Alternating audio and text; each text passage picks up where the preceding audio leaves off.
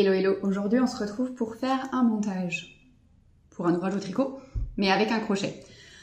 Alors déjà, pourquoi faire ça? Si vous suivez cette chaîne depuis fort longtemps, il doit y avoir 7 ans, je vous avais montré ce type de montage là en tant que montage provisoire.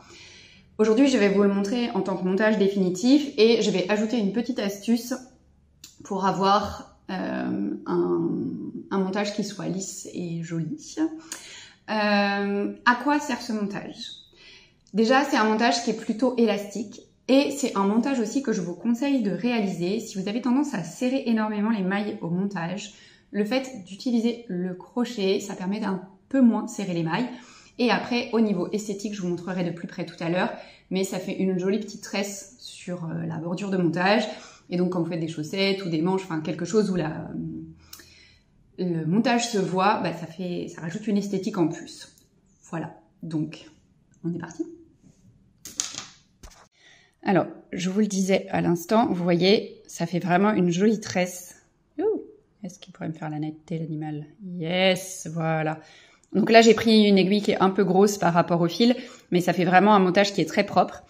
Et ici, je n'ai pas fait de nœud coulant. Pourquoi? Parce qu'en fait, faire un nœud coulant, ça fait une petite boule qui n'est pas très esthétique. Donc, je vais vous montrer comment démarrer sans le nœud coulant et comment on fait quand on veut pas que ce soit un montage provisoire pour terminer avec la dernière maille. Donc, pour info, le crochet et l'aiguille choisie doivent être de la même taille. Donc là, vous voyez ici, je suis sur un 4,5 au crochet. Donc là, ça se voit pas sur mon aiguille, mais en fait, quand je mets côte-côte, c'est la même taille. Et ça, c'est important. Comme ça, vous avez exactement le bon rendu. Alors, comment est-ce qu'on commence sans faire de nœud coulant? Parce qu'il faut quand même coincer ce fil-là, qu'il n'aille pas se sauver pendant qu'on travaille. Donc, ça, c'est la partie libre du fil. L'autre, elle est liée à la pelote, vous le voyez derrière. Je vais venir placer mon crochet en travers. Et le fil qui est libre, il va passer devant ici. Là, ça, je vais venir placer l'aiguille en travers ici, parce que je vais monter mes mailles autour de mon aiguille.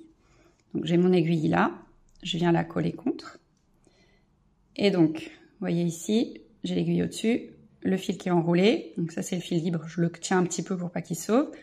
Avec mon majeur et mon pouce, je cale mon aiguille à tricoter. Et je vais venir faire une maille autour de l'aiguille. Donc, le fil qui est lié à la pelote, je vais le passer par-dessus et par en dessous. Et je vais ressortir ici, dans la boucle que j'ai formé initialement. Donc ça, c'est ma première maille. Pour la deuxième maille, donc si vous regardez ici, le fil qui est lié à la pelote, il est devant. Il va falloir que je le passe derrière. Donc pour tout ce montage, c'est préférable d'être au plus proche de la pointe. Je passe mon fil, hop là. Je vous montre mieux, tac, derrière l'aiguille, pour me retrouver dans ma position initiale où j'ai l'aiguille qui est par-dessus le fil. Et à nouveau, je viens avec le crochet par en dessous du fil, hop là, par en dessous du fil, et je passe au travers de ma boucle, et je me retrouve là. Et je recommence, donc je passe mon fil par en dessous, je l'attrape, et je ressors dans la boucle. Ok, on refait encore une fois. Je passe le fil derrière l'aiguille, mon crochet vient attraper mon fil par en dessous, je ressors dans la boucle. Et donc, je vais faire ça jusqu'à temps que j'ai mon nombre de mailles qui m'intéresse, moins une maille. C'est-à-dire que, par exemple, si là, je devais monter 5 mailles, ben là, j'en ai 4. Ma dernière maille, la 5e, ça va être celle-ci. Mais avant de la placer sur mon aiguille, il faut aussi que je passe mon fil en dessous de l'aiguille. Et là, je peux agrandir un tout petit peu la boucle, hein, je la serrerai après. Je passe ma dernière maille. Hop là. Ah, je vois pas ce que je fais. On est hop, en travers l'aiguille, vous voyez là, hop, elle est passée à l'intérieur. J'enlève mon crochet et je resserre ma dernière boucle dessus. Et voilà, j'ai mon montage avec un crochet. Et là, l'autre avantage de ce montage-là, c'est que du coup, vous avez vu, hein, on n'a pas besoin de savoir combien est-ce qu'on doit laisser de fil pour faire X mailles, que vous en ayez 100 ou 5 à monter. En fait, on commence exactement de la même façon, il n'y a pas à se prendre la tête. Donc c'est un montage qui est assez sympa, relativement élastique, donc qui peut fonctionner pour des chaussettes, pour des manches, des guêtres, choses comme ça.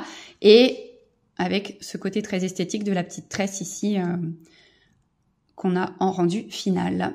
Un petit truc, je me suis dit que ça serait intéressant de vous montrer comment je me tiens en fait pour tricoter ce montage. Donc si je me mets ici, quand je suis avec mon fil, en fait je viens caler mon aiguille contre moi parce que là j'ai pris une aiguille droite et je me tiens comme ça. Donc comme ça mon aiguille elle est calée et j'ai vraiment l'aiguille, si je me mets face à vous, devant moi. Ok, tac, et ça fait ça. Alors évidemment là c'est pas pédagogique mais ça vous permet de voir comment je bouge pour faire mon montage. Tac, tac. Alors après, c'est sûr que si vous utilisez des circulaires pour faire ça, vous ne pourrez pas vous caler comme je le fais, mais bon. Voilà, ça vous permet d'avoir un autre aperçu de ce montage. Voilà, bah écoutez, j'espère que ce tutoriel vous sera utile.